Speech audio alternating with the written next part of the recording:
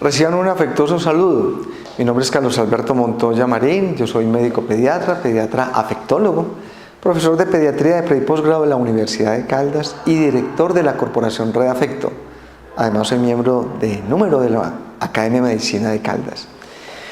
En el orden de ideas de todos los temas que se han ido presentando en este diplomado de humanización en salud, a lo cual quiero agradecer pues a todas las entidades vinculadas para poderlo realizar. Quiero expresar que todas las temáticas han sido importantes, profundas, de mucho análisis para nuestra formación en el área de la salud, no solamente los médicos. Sin embargo, quisiera hacer énfasis en un tema muy importante para nosotros. Estamos hablando de humanizar, pero también tenemos que humanizarnos nosotros, entre comillas. Entonces, la Corporación Red Afecto, con la que yo trabajo hace más de 30 años, trabaja precisamente en prevención de maltrato, de abuso, pero también en prevención de violencia intrafamiliar, con una característica que es fundamental, el énfasis en el afecto. Bueno, mi ciudad, Manizales, mi segunda patria, porque soy risueño de corazón, y Manizales ha permitido, a través de todo este movimiento en humanización, generar acciones que pueden estar dadas para muchas otras personas que nos están viendo fuera de la ciudad.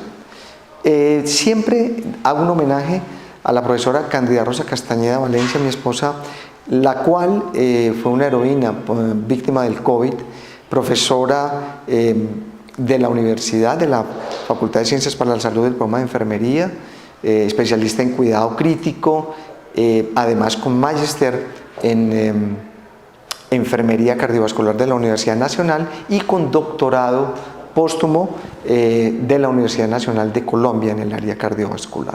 Ella tiene una frase que tiene una relación muy grande con todo lo que estamos hablando de humanización, cuando dice: cuando usted cuide a un paciente, cuide todo de él, su cuerpo, su alma y su espíritu.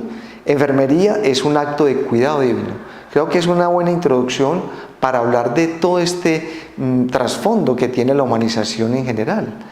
Empiezo con una frase muy bella, muy reflexiva. Es posible cumplir esta recomendación, dice un médico ateniense en el segundo siglo antes de Cristo. Estos son los deberes de un médico. Primero, sanar su mente y ayudarse a sí mismo antes de ayudar a nadie. ¿Pero cómo? Entonces mire que estamos hablando con mucha anticipación de cómo nosotros debemos cuidarnos para cuidar a los demás. Hay muchas teorías. Yo retomo de este mismo diplomado del doctor Fernando Arango, pediatra neonatólogo, cuando él retomaba el concepto de humanización y lo decía como la acción y efecto de humanizar o de humanizarse, que es donde quiero enfatizar. Es hacer humano, familiar y afable a alguien o algo, y es también hacerlo a nosotros mismos. Esta otra frase dice: Felipe Trigo, entre 1865 y 1916, fue un médico y escritor. En su novela El médico rural, en 1912, describe las vivencias de ese joven allí, pero por la escasa preparación que tenía como rural, pues se angustió, le dio desesperanza, impotencia ante la muerte de un enfermo, y aparece una ideación suicida como solución en la novela. Pero el autor en 1916 se disparó un tiro en la sien. Así que con eso quiero empezar a mostrar algo que es tan importante para nosotros como es cuidarnos. Cada 40 segundos fallece una persona por suicidio y es la primera causa de muerte violenta en el mundo. Esto es un problema de salud pública y hay estudios epidemiológicos donde muestran que esas personas que se suicidan pueden tener en algún momento algún tipo de trastorno mental, aunque no estuviera diagnosticado previamente. ¿Y por qué esto es importante? Porque en el caso de los médicos, muchos médicos nunca han sido valorados, nunca los ha visto un psiquiatra ni han recibido manejo para eso. Hay unas estadísticas donde habla que las mujeres presentan mayor prevalencia de depresión que los hombres, pero el riesgo es mayor en ellos. Estos trastornos afectivos, y yo como afectólogo pues lo revalido allí, constituyen un grupo de mayor diagnóstico en estas conductas suicidas, los trastornos del afecto, y allí están también la parte de la depresión. La Asociación Americana en el año 86 habló sobre los médicos que habían consumado el suicidio y encontraron que había problemas de depresión, problemas por uso de sustancias y que no fueron tratados, lo que nos lleva pues a una reflexión profunda sobre eso, ¿no? Hay insatisfacción en la profesión. Myers en 2006 habla de que existe esa creencia errónea de que los médicos lo tienen todo, una profesión, un trabajo, prestigio, pero realmente vamos a ver por qué un médico podría quitarse la vida. El mismo Myers lo dice: Hay incredulidad entre sus mismos colegas porque ellos están con una vocación médica que es proteger y preservar la vida. No es por todo esto que los hombres y mujeres se hacen médicos.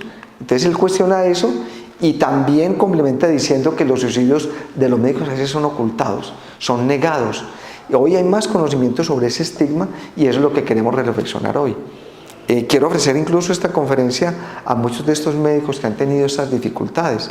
Uno de mis compañeros, el doctor Mauricio López, radiólogo, quiero ofrecerle este trabajo porque fue un compañero excelente que al final de su vida tomó otro tipo de decisiones frente a ella. El agotamiento médico, ese síndrome de Burnout tan hablado, puede tener prevalencia cercana al 50%, allí está en la referencia bibliográfica, pero además sabemos que en la práctica clínica, ese juicio clínico, así sea médico, hay una larga historia de médicos suicidados que no fueron diagnosticados ni tratados adecuadamente. Aquí habla de Silverman cuando revisa unos factores de riesgo, la edad, el mal estado en salud por hábitos tóxicos que tenemos médicos, abuso de alcohol, de drogas, trastornos mentales, enfermedades médicas graves o enfermedades debilitantes. También los factores profesionales que pueden amenazar el estatus de nosotros, la misma estabilidad económica, más en un sistema de salud como el que tenemos ahora, que hay tanta inestabilidad. Y el acceso a medicamentos. En el caso, y se ha visto como estadística, que los que tienen más tendencia al suicidio son los psiquiatras y los anestesiólogos. Hay unos otros factores de riesgo, precisamente como ese acceso a esos medicamentos y algunas características de la personalidad de los médicos que muchas veces no son detectadas, porque puede haber abuso de alcohol, abuso de drogas, ¿no? También Myers habla de ese riesgo que tienen y esos síntomas cardinales. Hay ansiedad, hay insomnio, hay anorexia, hay pérdida de peso, hay el entenimiento cognitivo, otras cosas que nos llevan a mostrar cómo se puede diagnosticar. Y no solamente para medicina, hay estudios para no extendernos en enfermería, en psicología, en diferentes áreas de la salud, hasta en los conductores de las ambulancias. Así que ellos dicen que es notable descubrir que hombres y mujeres de la profesión dedicados a mejorar la salud de los demás fracasan en protegerse a ellos mismos. Es una frase de Spiegelman muy importante. También ya se venía estudiando desde el 55, aquí dice Dowling, dice que hay un signo muy importante en todo esto que es la ignorancia, la indiferencia y la falta de cuidado de la propia salud de los médicos. Y esto lo complementa dando una referencia donde los otros factores que influyen, los antecedentes individuales, el medio laboral, los hábitos que tenemos nosotros los médicos a veces no son los mejores. Y ahí se ha visto que tenemos más riesgo de morir por suicidio, ¿sí?, que otras enfermedades y que otros profesionales. También dicen la detección del tratamiento de los trastornos mentales en los profesionales de la salud. A veces somos muy tolerantes con los compañeros y hacemos como una resistencia para poderlos intervenir realmente. Así que hay unos conceptos muy interesantes. Este me pareció bellísimo y ahí está también la referencia cuando hablan de estrés y diátesis de Houghton, donde habla que hay unos modelos actuales de interacción en esos ciclos vitales y que hay estresores que desencadenan ese comportamiento suicida. Hablando de esas diátesis donde están los factores genéticos, como pediatra se ha trabajado mucho eso y se ha estudiado ese modelo de estrés diátesis en esos factores de riesgo que pueden estar como estados dependientes de carácter genético. Y esos factores genéticos pues van a marcar en la infancia en nosotros los médicos muchas cosas. Hablamos de epigenética precisamente, como esa base para explicar ese ambiente físico y social de la influencia en eso que nos está aconteciendo.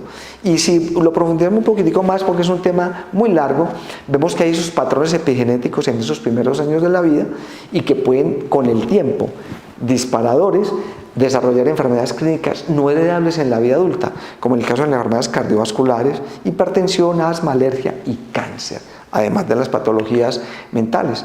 O sea que habríamos que hacer un repaso casi que neurofisiológico para entender desde lo emocional, en ese cerebro emocional, hipotálamo, eje amígdala, corteza prefrontal y cíngulo, todas las expresiones periféricas de las emociones que van a incidir desde niños en esa vida adulta. Y es muy fácil evidenciarlo. El doctor Felitti, con más de 17.000 pacientes, mostró los adverse experiences in childhood, las experiencias adversas de la infancia, donde estaba mostrando esos acontecimientos traumáticos, esas experiencias dolorosas que nos van a marcar y que producen daños incluso en el hipocampo, en diferentes partes por un estrés tóxico, que hacen que haya atrofia y disrupción neurovegetativa en los niños y que va a incidir en ellos como en una desorganización de la arquitectura del cerebro, que todos nosotros los médicos no podemos ser exentos de acuerdo a la infancia que hayamos tenido. Así que tenemos varios mecanismos neurológicos endocrínicos que activan esa respuesta inmunológica. Esto se vio entonces incluso en un evento oncológico en niños donde se mostraba que en niños maltratados, miren ustedes ese PET scan, el de la izquierda, hay afecto, en el de la derecha hay maltrato, y cómo eso marca la vida de un niño, terminando finalmente en esta pirámide, en estos efectos adversos de la infancia y el cortisol. Estas experiencias adversas van haciendo esa disrupción en el neurodesarrollo. Tiene usted problemas emocionales directos con toda esta neurofisiología, hay alteraciones en el comportamiento, en la adaptación, y finalmente terminan en una muerte temprana o en suicidio, dejando unas consecuencias biológicas grandes. Ya lo vamos a hablar y lo hemos mostrado ahora de manera ágil y rápida, cómo estas consecuencias biológicas de la carencia de afecto producen un desequilibrio en el equilibrio metabólico y hay una disregulación neuromoral hormonal que puede producir muchísimas cosas, desencadenar muchas otras cosas y nos lleva hacia las enfermedades crónicas, limitando el aprendizaje y produciendo menos tolerancia a la frustración y generando unas huellas que nos van a marcar para toda la vida. A nivel psicológico, pues está la lexitimia, esa dificultad para expresar y verbalizar los afectos, donde hay menos habilidades emocionales que se pueden mostrarnos para nosotros como médicos, que sería terrible, menos regulación emocional y mayor psicopatía. Y a nivel social ya grande, podríamos tener unas secuelas en las cuales hay bajo desarrollo socioafectivo, baja cohesión familiar. Los médicos tenemos a veces muchas dificultades en nuestras relaciones de pareja, en nuestra problemática familiar. Entonces hay mayor riesgo de violencia interpersonal e intrafamiliar. ¿Por dónde empezar entonces para ir concluyendo? Pues se deben desarrollar intervenciones preventivas. Y estas preventivas, miramos unos metaanálisis, unos estudios basados en la evidencia, buscando como los talleres específicos de entrenamiento en habilidades para la prevención de esto nos puede ayudar, y vamos a mostrarlo en estos minutos. Como esta mayor tasa de suicidio de los médicos, especialmente en las mujeres, hace que se tengan que tomar los aspectos psicosociales. Y esto es muy importante, porque esto va desde los estudiantes hasta los médicos que nos estamos jubilando. Y así hay que mejorar en general unas buenas condiciones de trabajo, porque van a ser estresores para nosotros.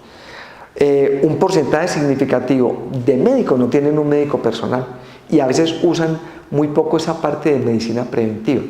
Esa es una cultura que nos hace más vulnerables.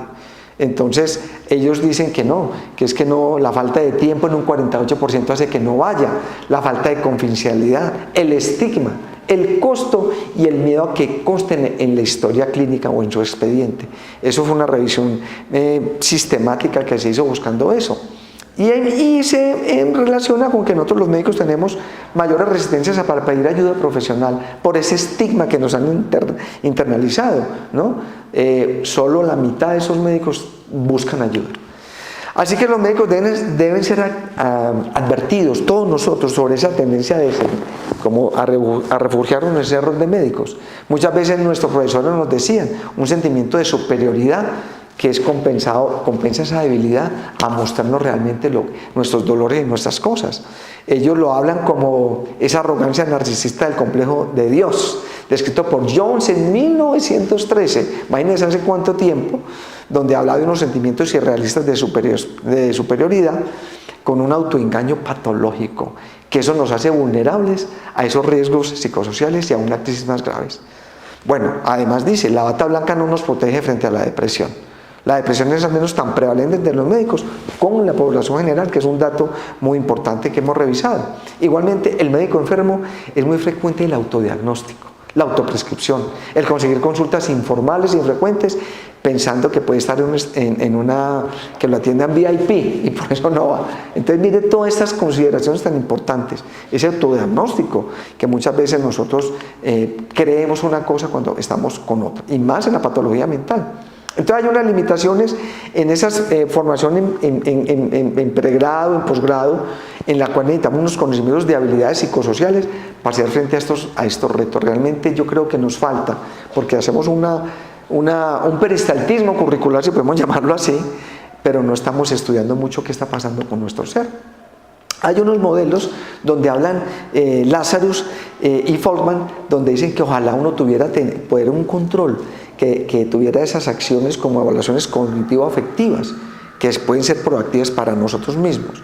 La habitación no escapar de la realidad y aliviar los síntomas como consecuencia de ese estrés laboral, buscando formas saludables de enfrentar ese estrés. Hay revisiones sistemáticas, muchas. Hubo artículos de ingleses, italianos, latinoamericanos, como en Chile, en México, aún en Colombia, y en Manizales, en el CES, que se trabajó el síndrome de burnout, en el CES Hospital de Caldas.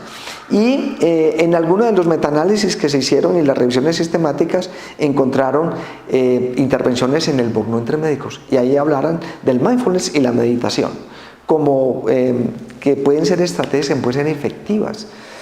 La literatura publicada también dice que el yoga no solamente como una parte que sea religiosa, sino como una forma de afrontar a través de unas técnicas ancestrales, hindúes, de las cuales pues he tenido la fortuna de estar en Bihar School of Yoga, en una maestría durante 3 años, trabajando toda la parte médica con el manejo del estrés. Un monje maestro Swami llamado Swami Satyananda y Swami Shivananda, que era médico, trabajaron mucho, muchas relajaciones psíquicas conscientes, el manejo de todo corporal para el estrés, para la hipertensión, para la diabetes, para enfermedades cardiovasculares, con técnicas muy ancestrales que ellos trajeron a Occidente con el fin de poder ayudar a que la gente pudiera tener un mejor vivir. Así que eso nos va a ayudar muchísimo. Hay un beneficio como holístico, porque ellos tienen ejercicios que pueden ser aeróbicos, anaeróbicos, que mejoran la infraestructura musculoesquelética, la producción de insulina, su circuito de insulina, el sistema hormonal y el metabolismo. Todo esto tiene unos beneficios muy similares al deporte, que se puede complementar con la gimnasia, con muchas otras áreas que nos pueden prevenir todo este tipo de problemas que nosotros tenemos. También la parte de la relajación, ellos hablan de algunas técnicas como el Antarmoun, el Yapa Yapa, que son técnicas que nos permiten llegar a estar más relajados. Al relajarlos, obviamente las ondas cerebrales se aquietan, nuestro electroencefalograma se tranquiliza, la frecuencia cardíaca baja, y incluyen unas técnicas de respiración llamadas pranayama. Prana ellos lo hablan como energía, ¿no? Y llama control, como el control de esa energía al respirar. Hay muchos estudios, desde la sofrología, basados en la evidencia, de cómo la respiración nos ayuda muchísimo a mejorar y a tranquilizarnos, a mejorar nuestro metabolismo. Así que nos ayuda a mejorar esas cargas de la vida, del trabajo y de las relaciones interpersonales. Hay otros estudios que muestran en esta línea como asociado al yoga, el arte, la música, la literatura, que digamos no nos lo enseñan en la facultad para poder utilizarlos, observan mejor manejo del estrés y mejor bienestar de nosotros en este campo médico. Cuando hablamos de mindfulness hay muchas definiciones y hay literatura basada en la evidencia realmente sustentable que la llaman la atención plena, el momento presente. De todos modos ha sido estudiada desde la evidencia porque eso trae un componente oriental muy grande en Asia, en India, ¿sí? Pero Jon Kabat-Zinn habló de ese entorno médico de la atención plena en 1970 y lo habló con un programa grupal de 8 semanas, de 2 mesecitos, y vio cómo estos pacientes les ayudaban en las enfermedades crónicas, a los médicos, dolor crónico, psoriasis y aún ansiedad. También mostró que puede ser efectiva en la disminución del estrés, que puede mejorar a los médicos de muchas maneras. Obviamente, bajando esos niveles de agotamiento, de estrés, de ansiedad y mejorando, medido, el bienestar personal, la empatía y la autocompasión. Ahí van a ver ustedes cómo tienen una referencia bibliográfica de unos estudios que hicieron también en Eslovenia.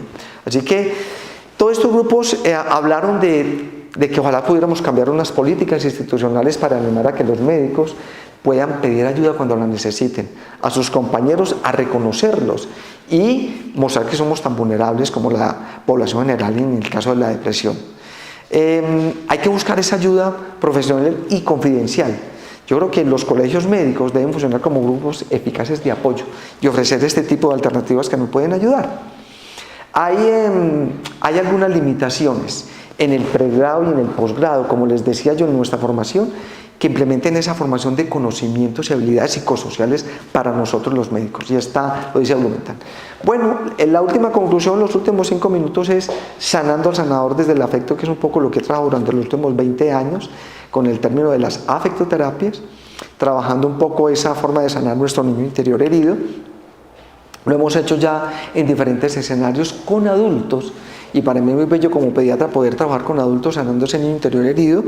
Lo vi en un monje vietnamita que fue propuesto como candidato a Premio Nobel de la Paz, el maestro Thich Nhat Hanh, que le tocó la guerra de Vietnam y utilizó muchas de estas técnicas de sanando todos estos dolores de la niñez, de la guerra en adultos. Y bueno, lo hemos hecho aquí con el Instituto Oncológico Hospedale, incluso en la misma clínica Hospedale con una oficina del afecto, que es la primera oficina del afecto del país donde damos este tipo de alternativas para eso. Hay un abordaje emocional de los equipos de salud y realmente la respuesta ha sido maravillosa. Se ha tratado de medir y encontrar el antes y el después de estas intervenciones que hacemos a través de todas estas técnicas, como musicoterapia, música, medicina, relajación, meditación, el yoga que les conté de Bihar School of Yoga, y una serie de alternativas que finalmente concluyen con Cándida Rosa, nuestra enfermera homenajeada y a la cual le dedico toda esta conferencia también. Sacamos un kit del afecto simbólico para trabajar, y lo hicimos durante la pandemia, como ustedes lo pueden ver ahí, unas tabletas, y eso es educativo, preventivo, de dialogoprazol, tabletas por 500 pacientes y gramos. Ahí están las indicaciones. El respira cetofen, que tiene que ver con la parte simbólica del pranayama y de los ejercicios respiratorios que nos van a ayudar, y que en lo cognitivo-conductual ha sido utilizado por la psicología, ¿no? Y aquí lo hacemos de manera un poco reflexiva, incluso a veces jocosa, hablando que el respiracetofen sirve para la presencia de rabietitis, de esa irritabilidad que nos da muchas veces. La agradecilina, que a veces no agradecemos. Tenemos que agradecer incluso el gremio médico, y es una campaña que yo quisiera hacer como académico, además de la Academia de Medicina. La abrazocilina, y una que me encanta, el besomeprazol. Con estudiantes de medicina en algún momento trabajaron esto, saludos de aquí de la Universidad de Caldas, algún kit que nosotros retomamos y que trabajamos y que lo hemos implementado. El besomeprazol, tabletas de 500 saborigramos, y tiene una indicación muy clara: no hay riesgo de dosificarse con el besomeprazol. En ese sanando al sanador, conclusiones. ¿Qué tan sedentario es usted, querido colega, querida enfermera, querido personal de la salud, querido profesional? Que así no sea la salud, ¿cómo se cuida usted? ¿Qué tanto ejercicio realiza? ¿Realmente lo hacemos por estar ocupados en turnos y en consultas? ¿Cómo nos alimentamos? Que sería casi una propuesta de otra conferencia, la alimentación, de qué tanto nos cuidamos en nuestra alimentación y cómo asumimos nuestra vida espiritual. Hay muchos estudios entre la espiritualidad y la medicina, y creo que es muy importante, porque así haya gente, no sé, que hay gente con unas creencias que creemos que hay que trabajarlas profundamente porque nos alivian, nos tranquilizan. Hay muchos estudios frente a lo que es la oración y la espiritualidad y la medicina, por ejemplo. ¿Qué alternativas tenemos? Les hablábamos de mindfulness, pero también de una técnica que utilizan en Bihar School of Yoga que se llama el SWAN, que es la técnica del cisne en inglés. SWAN, que es Stronger, es decir, usted puede hacer una listica para usted, donde ponga cuáles son sus principales fortalezas. También el weakness, las debilidades. Hablamos SWAN en inglés, pero es fortalezas, debilidades. ¿Qué debilidades tenemos nosotros en nuestro ser, en nuestra salud, en nuestra personalidad, que nos impiden? También las aspiraciones. ¿A qué aspiramos? A una vida en paz a pesar de todo el trajín que tenemos en el sistema de salud. ¿Y qué necesidades tenemos? Así que yo creo que este SWAN, es como una matriz DOFA interior, un poquito espiritual, un poquito interna, que les puede ser útil. Si lo quieren hacer, háganlo, ensáyenlo, porque les va a ayudar mucho. Siempre decimos aquí que el afecto es sanador y produce felicidad. El afecto es sanador. Yo trabajo con un superhéroe llamado Superafecto, vamos a colegios, universidades, con adultos, y se encantan de ver un superhéroe que trabaja la parte desde el afecto. pensando siempre que el afecto es sanador. Así que este es el mensaje que queremos dejarle como una reflexión. Muchas gracias y un abrazo afectuoso para todos ustedes.